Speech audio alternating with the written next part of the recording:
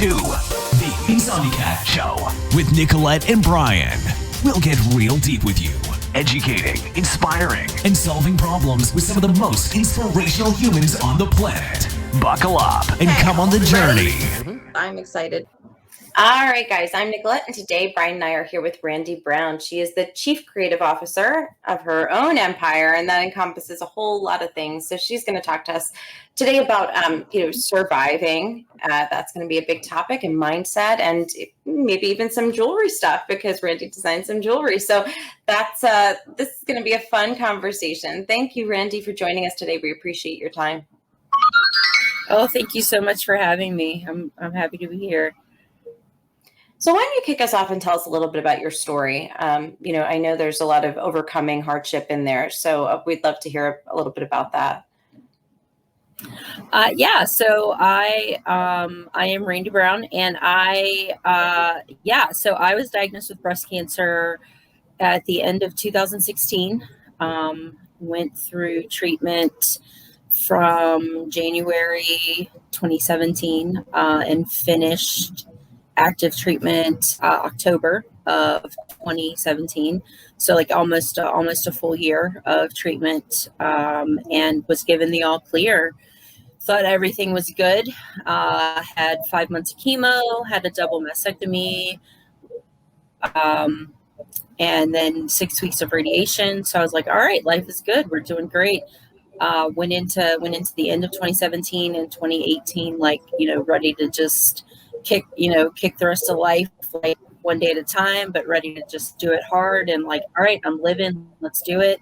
And then 2019 got a metastatic diagnosis, which layman's terms, metastatic means that it left the organ of origin and moved into a new organ, and we found cancer in my right humerus bone. So now I am metastatic, and so I actually have cancer in multiple bones and locations in my body now at this point.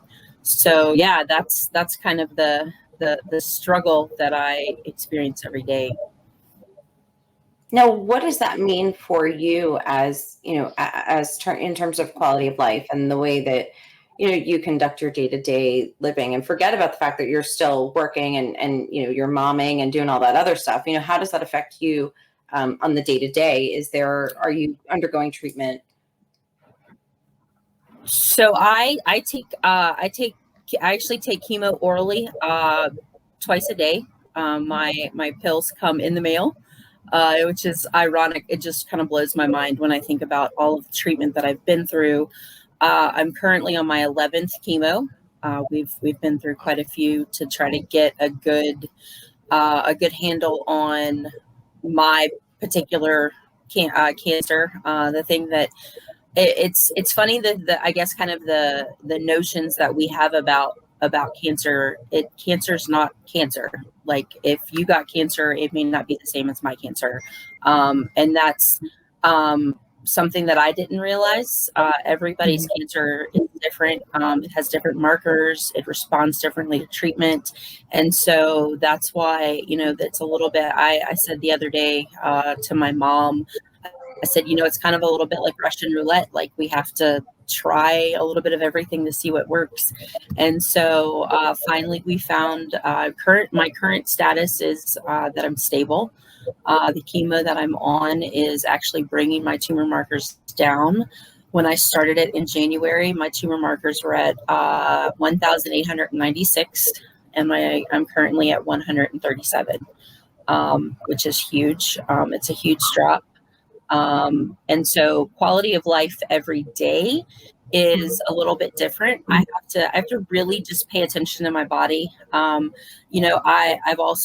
jokingly say that the treatment for cancer is far worse than the cancer. I didn't know I had it. And then I went through the treatment, and now I have all these side effects from the treatment itself. Right. That's what affects my day to day. I have neuropathy in my hands that make it painful to even wash dishes. I have to be really careful in the temperature of the water, even when I shower. My feet, I can only walk so far for so long.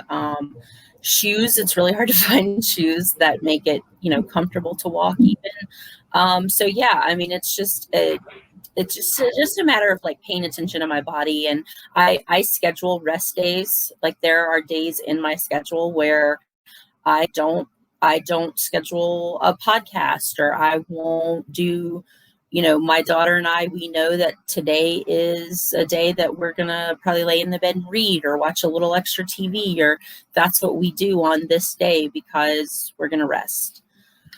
And so, yeah, I mean, it's just, it took, and sadly for me, cause I'm hard-headed, it took being sick. It took getting a little more sick to realize I needed to, take my time and live every day and enjoy it. We're supposed to live every day, like it's the only day we have. And a lot of times it takes being sick, or getting that catastrophic news, to actually do that. But at the same time, like I'm really thankful for that, because it's given me a new perspective on the way that I live.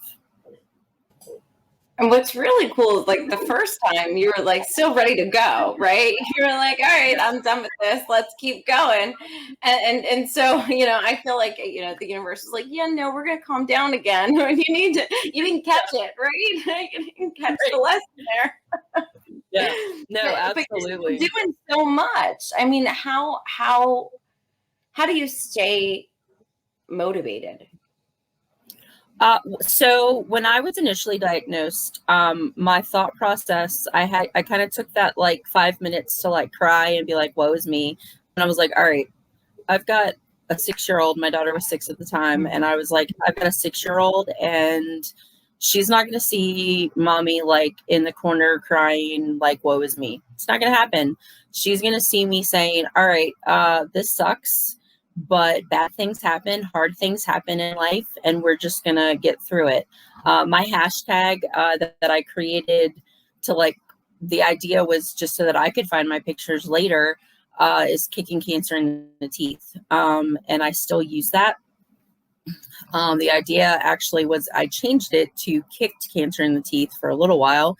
And then obviously I had to bring it back. But like that's just what we're doing. Like we're kicking cancer in the teeth every day.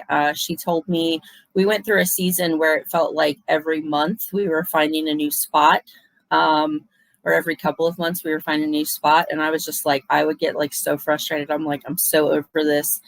And she, at one point I just said, babe, like, how are you feeling about this? Like, are you okay? And cause I like to check in with her. And she just said, you know what, Mom, honestly, at this point, I feel like you get another cold, like you kick it every time. So it's fine.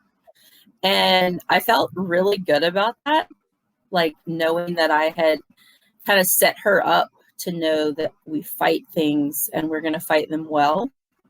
And so that's kind of my motivation, is to stay strong for her. And also like I have my own dreams that I want to see fulfilled. And so that's my motivation as well. So how do you keep your mindset positive, right? We all go through these ups and downs, right? Where you're going to be low at some point. So how do you keep your mindset positive, but not even just your mindset, right? Like switching it for your child or the people around you to help them stay positive about the situation? Well, so one thing is I realized like I can't handle everybody else's like feelings and emotions. Like there for a while, like I felt like I was having to like manage this crisis for everyone. And then it was like, I was kind of coming unglued, and I'm like, whoa, like we can't do this. So my rest days are really important to keeping my mindset good. It's kind of a little cliche to say, but like you got to take time for yourself, and you've got to be like, all right, I'm going to do me today. And I'm going to find things. I've got a girlfriend that, she like, I went and got my nails done with a friend, and I was like, wow, I haven't done this in a while. Like, this feels really good. and it like gave me a chance to like relax and kind of get out of my head. And I think that for me, that's really important, is to like get out of my own head for a while. And so I'm a part of an artisan collective that we have a storefront, and like, you know, that's where like my jewelry's at, and that's, my daughter has her own business and she makes soap, and so her soap's in the shop, and so like it's this whole thing. And that's part of the, for me, that's part of the mindset too, is it's like keeping the things that make us, that bring us joy. And for me, it's like doing the art is like keeps me, it gives me a chance to get out of my own head. And so that's a really important part of the process for me. And just like and having a bad day, like if I have a bad day, I'll take the time to just like sit in that for a minute and like process through that. Because if you, I feel like if you don't have those moments, you don't give yourself those moments, then you kind of get stuck in them, and then it's hard to kind of go back to the positive aspect of things. Right. So we're hearing, you know, take a rest day, do things for yourself, you know, feel your feelings, basically, is what you're saying, right? Allow yourself to actually, you know, feel those feelings, and do and get creative, right? I mean, staying busy with you know, the creativity aspect, you know, and the jewelry business. That's another big one. Brian, it looks like you're going to say something. Yeah, I was gonna say, also, it seems like you're focusing on the things you love, like spending time with your friends, working on your business, spending time with your family, which keeps you in a very positive place. And it's funny how it Oh, no, takes, you know, absolutely. but did you always, so before this, Oh, no, you know, where was your I was just mindset? gonna say, like,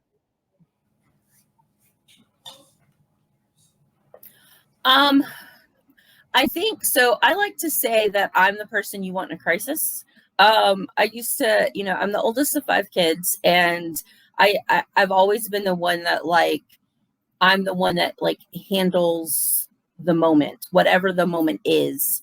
I'm the one that like has to like manage things. And so when this happened, I don't even think I realized that. I just kind of, for me, it was like, I had to like think back and like, how did I handle things? And I think a lot of times from a mindset perspective, I just did the thing from day to day. Like I didn't have a good grip on staying in the moment. I feel like that's kind of been my biggest lesson, is like staying in the moment. Because if you stay in the negative things of the past, then you're constantly pulling yourself down. Second, in that regard too, if you stay too far thinking in the future, then you're not noticing what's happening around you. And so for me, like I realize now, like I missed a lot by not staying present. And so that's been a huge thing, like kind of waking up, and like, I don't know that I had a negative or a positive mindset. I was just going through the motions. Yeah. You're right. And so now, like, yeah. And so now it's just like knowing that I have like, I guess I feel like I have much more of a purpose, and that's what keeps me focused. Do you think also too, when you sort of feel like you start looking at it and you go, I mean, we all our time is limited, right? But when you have something drastic happen in your life like you did, does it push that focus even harder? Does it drive more into like, this is the stuff, I'm going to stay in the present versus worrying about the future or the past? I do. I at the beginning of the year, I asked my brother, what is one thing, I have one brother that like I'm really close to. And I said, what is one thing that I can do more of? And what is one thing I can do less of? And one of the things that he said to me that really stuck with me is like, you really think about dying a lot. Like you need to stop that. And I was really taken aback, because I was like, I really don't. But I realized a couple of things about that statement. One, I feel like he was saying to me, like, I need to stop being your person that you come to when you're feeling some sort of way. And that kind of was a realization, like, when I was in my feelings about like being unsure about the future or whatever. And so I feel like I've kind of stopped that a little bit. Like, I don't dump on him so much. But then also, like, do I think about, it's not that I think about dying, it's that I have a real, like, I'm living in the realization of my immortality, which we're all supposed to do. You know, I have a very strong faith in God, and so scripturally, we're supposed to live like we don't know our day or hour, but none of us do. We get into, you know, the rat race. We get on the wheel and we just start rotating, and we're trying to achieve this or that or have the dream. And that's fine. That's what we do. That's kind of what, unfortunately, that's what society kind of puts on us. But the reality is we're supposed to live that way. And so, yeah, having this kind of unexpected diagnosis, and it definitely makes me like, okay, it could be today a little more real than it was 5 years ago. Yeah, that makes a lot of sense. You know, it's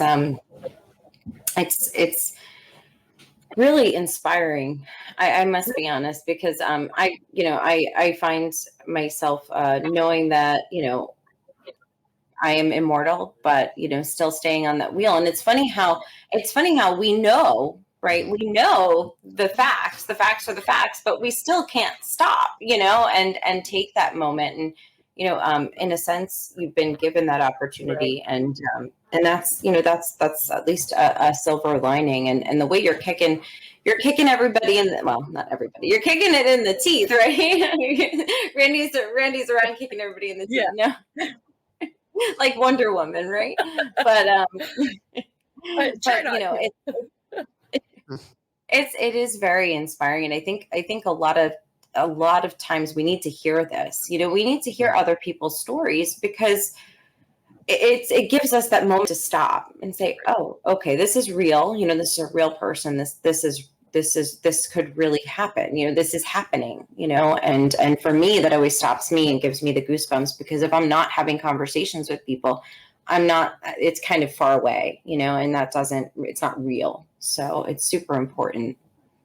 Do you think people also too, they have a tendency, you know, not to, you know, like you're talking about the rat race, right? We all get in it because we all have to make money and we all have to do things in our lives. But, you know, we sometimes don't focus on the things that are important to us as individuals, like whatever that is. And it could be anything, you know, people like doing all different types of things, right? You know, it could be something simple, but it's what's really important to you and what your goals and achievements are. And you know, I think sometimes we push those things back, you know, in order to accomplish other things that may not have as much meaning. So no, I think we do. You know, I think that happens all the time. You know, I think about, you know, my former father-in-law, he's amazing with woodworking and building beautiful furniture, but he doesn't do anything with it, because he had to have a career, and he decided to take on this job out of high school, and that's what he did until now. Like, the desire has kind of faded, and you know, and that's just, you know, as an example, like, that's, you know, I don't think that that's the way we were created to live. You know, like I said, I have 4 siblings, and the youngest he'll be 27 this year, 26 this year. And I love his passion for doing, like, he inspires me, because he's not gonna take anybody's crap. Like, he's gonna do what he wants to do. And he was working for a job, and things were not going well with his direct supervisor, and he tried to handle it, like, responsibly and in a professional manner. And then finally he was just like, you know what, here are the keys to the work truck. Y'all have a nice day. And now he's running his own business, doing what he loves. And it's amazing to me to like watch him. He's working so hard to take care of his family, but he's doing what he loves. And it's like, you know, the other day we had a birthday party for my daughter, and like all my siblings were there, and like he's there, and I'm like, wait a minute, it's a Saturday and he's not working. Like, is he sick? Like, what's happening? But it was great to like have him like, and he's like, and my mom was like, what are you doing here? And he's like, Sherry, you can't work every day. And it was just really like this moment of like just having us all together and just like, but like seeing and it's like I told all three of my brothers on Father's Day, I said, I have watched you guys go from being in diapers to now you're all changing diapers, and you're all pursuing your dreams. And I love that. Like they're setting their own households up the way they want them to be. And I think, you know, even though there are not every aspect, they're doing things that they love to do. And that's what I want to see happen. Like, that's what I think we should all be doing. Yeah. I think too many times, like, you know, my dad unfortunately passed away when he was younger, you know, and basically, you know, I mean, I always remember him saying like, you know, oh, okay, when I retire. And sometimes you just don't get to retire. Like, do those things now. Like, I get that everyone has to work and we have to make money, but do those other things now. Like, we all have extra energy we could dig into, you know, to accomplish those pieces. Yeah. Yeah, no, I agree. Like I even think back, like when cause I was working full time as a program manager for a family service organization. And I had a caseload of individuals with intellectual disabilities. And so I would work for 40 hours, and then I'd come home and like do the homework thing and do the dinner thing. And then I'd work on my jewelry. Like jewelry was like a side thing. But then on the weekends, you know, I would joke that we were carnies. We would go on the weekends and we would event. And that's like how that all got started. And so, you know, you have to pursue the things that you love, even when it's hard, because there are going to be times when it's hard. I know this is something I always tell Nicolette, just even move a little bit, like even every day, just a little bit towards your goal, just a little bit, even if it's just one simple thing, you move towards that goal. Yep. He does say that. I do. I say it all the time. I completely agree. Like, you know, setting up your goal, and even if it's a baby step, it's a step forward. Mm-hmm. Absolutely. So Randy, tell us a little bit about your jewelry before we let you go. We'd love to hear about what you're creating.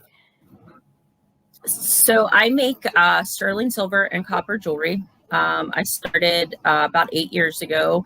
Actually, at the time I was unemployed, and we were a 2-income household. And I was like, I need to contribute. Like, I've always been a contributor, always been a 2-job girl. Like, it was just really weird for me to like not have any job. And so I was like, all right, I've got to do something.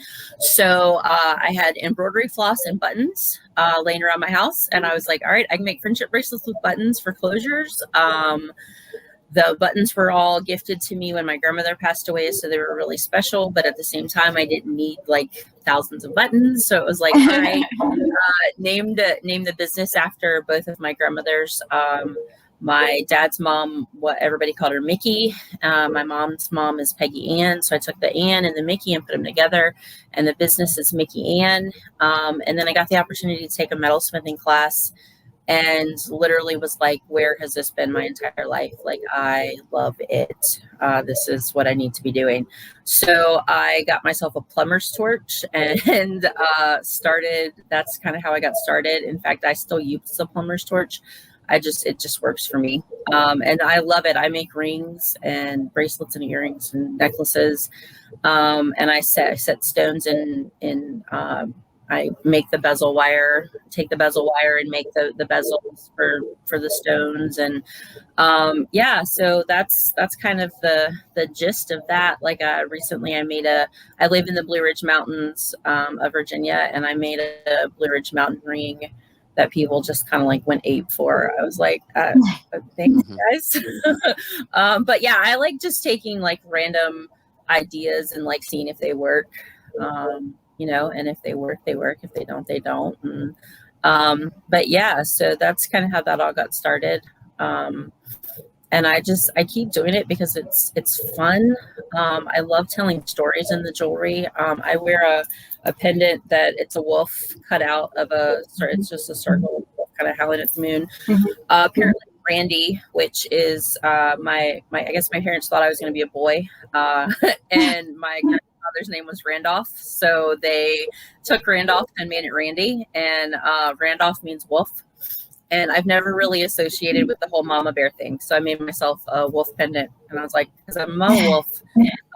So yeah, so that's just, you know, being able to tell a story in jewelry is really important to me as well. I have a ring that I made that my grandmother, Peggy, was like, I like that ring, but I want it in copper and silver. I was like, copper and silver together, or you want one copper and one silver? And she goes, I want copper and silver together. So it's like this twist ring, and it's one band of copper and one band of silver, and they're twisted together. And so it's called the Peggy, and you know, and it's just because she asked for it. And so like that's just being able to tell those stories, and you know, and different things that people have asked me to make over the years. And then hearing that the person they gave it to cried and loved it, and that just really makes me happy, because I think that's, you know, then they can wear that and say, you know, so and so made this for me, or so and so had this made for me, and so I think that's really great. That's awesome.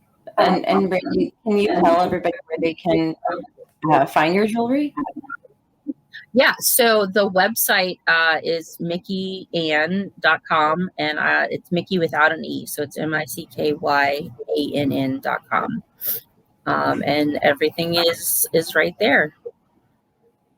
It's awesome. Now, do us one favor and leave us with your best piece of advice for us right now, knowing what you know, sitting where you're sitting. What do you want to tell us? Take time every day, even if it's just a couple of minutes, to remind yourself that you can do anything that you want to do, and then take a baby step forward to get there, and also tell the people that you love them. Sometimes you don't get a chance to do it, and so just always leave them with an I love you, even if you're frustrated with them. They're like, yeah, you annoy me, but I love you. Sometimes that's what you got to say. So I think that's probably those two things. You know, don't ever leave your dreams on a shelf. Take them down and pursue them. Thank you so much, Randi. We wish you health, lots and lots of health and recovery. Thank you so much. Thanks for having me.